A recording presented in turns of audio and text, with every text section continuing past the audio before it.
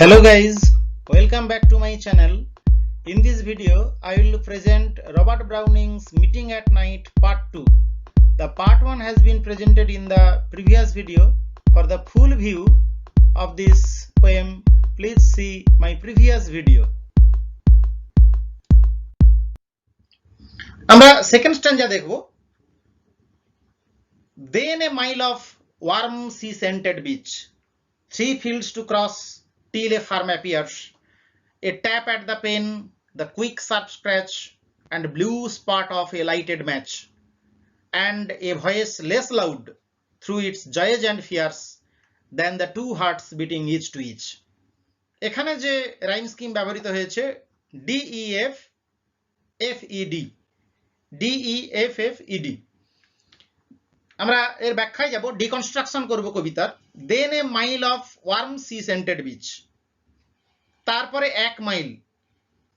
আমরা এই সেকেন্ড স্ট্যাঞ্জায় পাচ্ছি দ্য জার্নি অন ল্যান্ড, এবং এখানে ট্যাকটাইল এবং অলফ্যাক্টরি ইমেজারি পাচ্ছি। ফার্স্ট স্ট্যাঞ্জায় যেমন করে আমরা ভিজুয়াল ইমেজারি এবং অডিটরি ইমেজারি পেয়েছিলাম, এখানে স্পর্শ এবং গন্ধের রেফারেন্স পাচ্ছি। তারপরে 1 মাইল উষ্ণ সমুদ্রের গন্ধমাখা beach, sea scented beach, sea scented warm, warm means tepid, pleasure pleasant, sea smelled shore, অর্থাৎ সমুদ্রের গন্ধমাখা সৈকতে 1 মাইল তাকে হাঁটতে হলো। 3 fields to cross, 3টা মাঠ পেরোতে হলো, অর্থাৎ 3টা মাঠ বলতে একটা দীর্ঘ যাত্রা ইঙ্গিত করছে। 3 fields to cross till a farm appears, যতক্ষণ না পর্যন্ত একটা খামার বাড়ি আসে। ফলে প্রথম থেকে একটা এনিগমেটিক আমাদের ডিরেকশন ছিল যে where the lover was journeying, প্রেমিক কোথায় যাচ্ছে। কিন্তু আমরা সেকেন্ড স্ট্যাঞ্জায় এসে একদম শুরুতে জানতে পারলাম the lover is going to the farm house where the lady resides, যেখানে প্রেমিকা থাকে সেই প্রেমিকার সঙ্গে সাক্ষাৎ করার জন্য একটা খামার বাড়ি যতক্ষণ না দেখা যায়, কামস টু দ্য ভিশন, ততক্ষণ তিনি 3খানা মাঠ পেরোলেন এবং সমুদ্রের গন্ধমাখা এবং উষ্ণ একটা সৈকত পেরোলেন। অর্থাৎ এই উষ্ণতা, সমুদ্রের সৈকতের উষ্ণতাকে আমরা যেন অনুভব করতে পারছি। এগুলো সেন্সুয়াস ইমেজারি তিনি ব্যবহার করেছেন। ট্যাকটাইল সেন্সেশন, যেন আমরা টাচ পাচ্ছি পায়ে, সমুদ্রের বালি যেন গরম, এবং সমুদ্রের পাড়ে হেঁটে বেড়ালে যেভাবে সমুদ্রের গন্ধ আমরা অনুভব করি, এই কবিতা পড়তে পড়তে সেই ইমেজারি আমাদের যেন সেই ইমেজেস তুলে ধরছে। A tap at the pen, tap, tap মানে টোকা দেওয়ার শব্দ। পেন, পেন মানে জানলার কাঁচ, সার্সি, উইন্ডো পেনকে ইন্ডিকেট করছে। জানলার কাঁচে যেন একটা নকিং সাউন্ড, মৃদু টোকা দেওয়ার শব্দকে বলা হয় ট্যাপ, স্লাইট নকিং। এবং এটা যেন একটা pre decided signal of knocking for secret meeting, as they are not allowed to meet publicly, they tried to meet secretly. এবং এই সিক্রেট মিটিং এর একটা পার্ট হচ্ছে তাদের pre decision, pre decided signal যেন জানলার কাছে একটা টোকা দিল।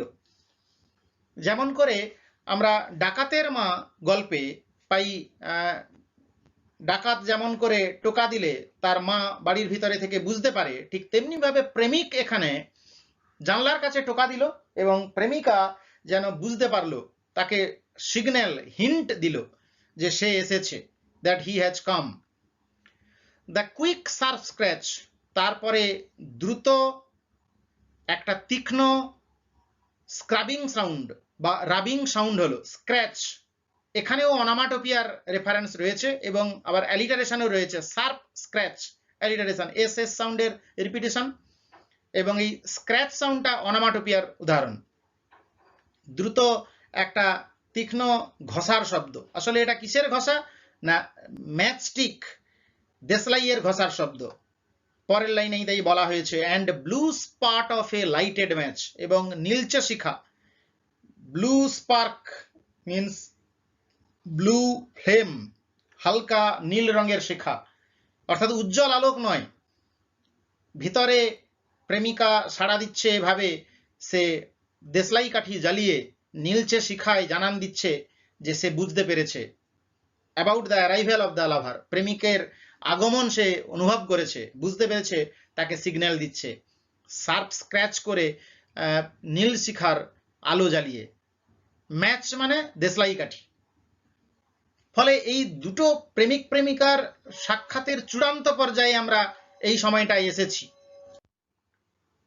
And a voice less loud through its joys and fears than the two hearts beating each to each. আসলে আমরা দেখতে পাচ্ছি যে জানলায় যে ঠকঠক শব্দ হলো এবং তার প্রত্যুত্তরে দেশলাই কাঠি জ্বলে উঠলো, এবং তারপরে কেবলমাত্র প্রেমিকা কথা বলল। তার কণ্ঠস্বরে আনন্দ, ভয় এবং উত্তেজনার এক মিশ্র অনুভূতির প্রকাশ, এবং সেই কারণেই এটা একটা ক্ষীণ কণ্ঠস্বর। লেস লাউড একটা গোপন সাক্ষাতের সুযোগ তাদেরকে রোমাঞ্চিত করেছে, যে তারা একে অপরের হৃদস্পন্দনের আওয়াজও যেন শুনতে পাচ্ছে। এ ভয়েস লেস লাউড, কেন less loud? Because it was the result of secrecy, suppressed thrill and joy through its joys and fears. ফলে ভয় এবং আনন্দের সংমিশ্রণে এই কণ্ঠস্বর, প্রেমিকার যে কণ্ঠস্বর সেটা ক্ষীণ শোনাচ্ছিল। আমরা এখানে যেমন করে ট্যাকটাইল এবং অলফ্যাক্টরি ইমেজারি পেয়েছি, ঠিক ব্লুজ পার্টে আবার কিন্তু ভিজুয়াল ইমেজারি পেয়েছিলাম। এই ব্লু কালারটা এটাও ইন্ডিকেট করছে যে সাই and suppressed feminine passion. Blue is the symbol of Sai and suppressed feminine passion, অর্থাৎ লাজুকতা এবং রমণীয় যে আবেগ তার চাপা ভাব এই নীল শিখার দ্বারা বোঝানো হয়েছে, এবং সেই জন্য সেই কণ্ঠস্বরটা একটা ক্ষীণ কণ্ঠস্বর ছিল। এখানে লেস লাউডেও অ্যালিটারেশন অলঙ্কার ব্যবহৃত হয়েছে।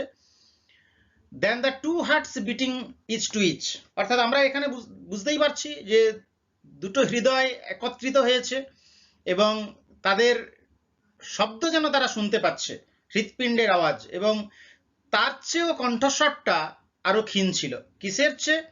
Then the two hearts beating each to each, it is in the comparative degree. Less than comparative ডিগ্রিতে ব্যবহৃত হয়েছে। এবং the two hearts means the lover and the beloved are united now, এবং তাদের হৃৎপিণ্ড একে অপরের বিরুদ্ধে ইচ টু ইচ, এখানেও অ্যালিটারেশন অলঙ্কার রয়েছে। যেহেতু শব্দ করছে, আমরা এখান থেকে বুঝতে পারছি they are united, they are embraced and they are making love. So the poem is about the journey and the final meeting of the lover and the beloved. And if we judge the whole journey and the final meeting, we will get surely the following steps.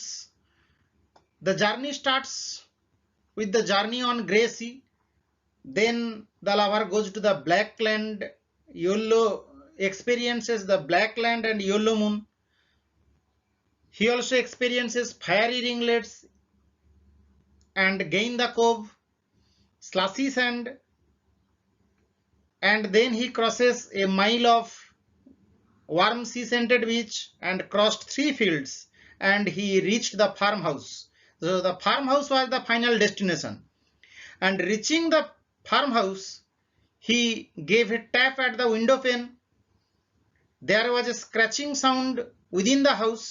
It was the signal given by the beloved, and there was a blue spot.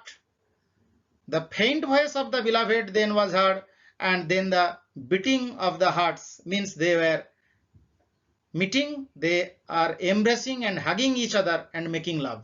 So this is the whole process from journey to meeting.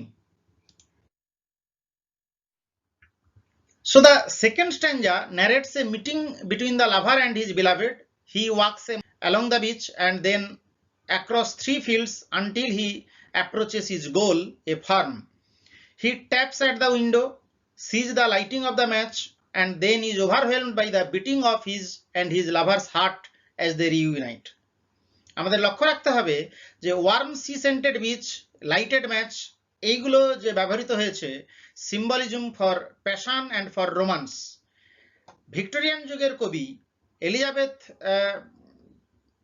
ব্যারেটের প্রতি মুগ্ধতা যেমন করে Robert Browning এর ছিল, সেই Victorian যুগের কবি Robert Browning একটা যেন রোমান্টিক অ্যাটমসফিয়ার তৈরি করেছেন প্যাশন এবং রোমান্সের।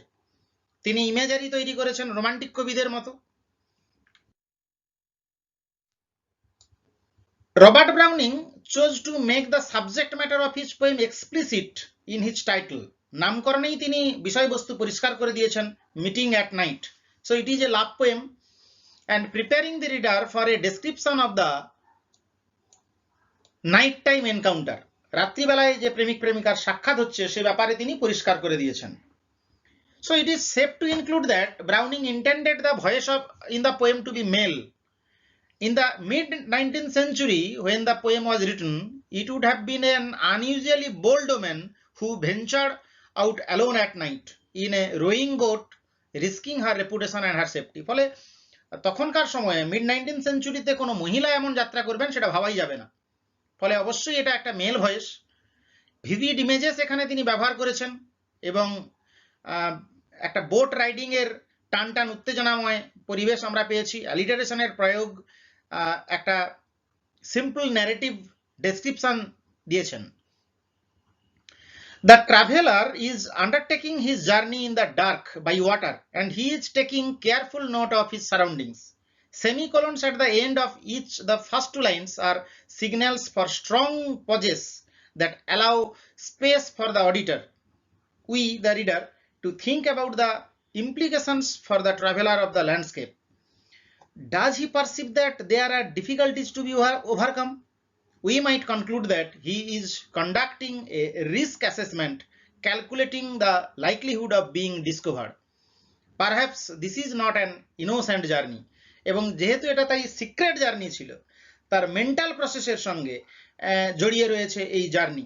ফলে ফিজিক্যাল জার্নির সঙ্গে সঙ্গে তাকে সাইকোলজিক্যাল জার্নি করতে হচ্ছিল এবং এই জন্যই কিন্তু ফায়ারি রিংলেটস এর রেফারেন্স এসেছে. Metaphorically fiery ringlets refers to the curly hairs of the lady. এই কবিতায় অ্যাজোনেন্স ব্যবহৃত হয়েছে, black land, sea scented beach, beating each to each. Caesura রয়েছে, and a voice less loud through its joys and fears. Enjambment রয়েছে কোনো দুটো লাইনের মধ্যে without any punctuation mark. And the startle little waves that leave in fiery ringlets from their sleep. Internal rhyme রয়েছে, large, startled, C, lip, sleep, speed. Alliteration তো অনেকগুলোই রয়েছে, the long black land, L L সাউন্ডের reference, large and low, little waves that leap, pushing prow, speed in the slushy sand, less loud, each to each. এগুলো অ্যালিটারেশনের উদাহরণ. একই শব্দের মধ্যে, পাশাপাশি দুটো শব্দের মধ্যে একই সাউন্ডের রিপিটিশন. এখানে যে রাইম স্কিমটা ব্যবহৃত হয়েছে, the grey, sea and the long black land, এখানে টেট্রামিটারের প্রাধান্য আমরা পাচ্ছি. কোথাও কোথাও ফুট বেশি থাকলেও, সিলেবল বেশি থাকলেও অ্যানাপিস্টিক চলে আসছে.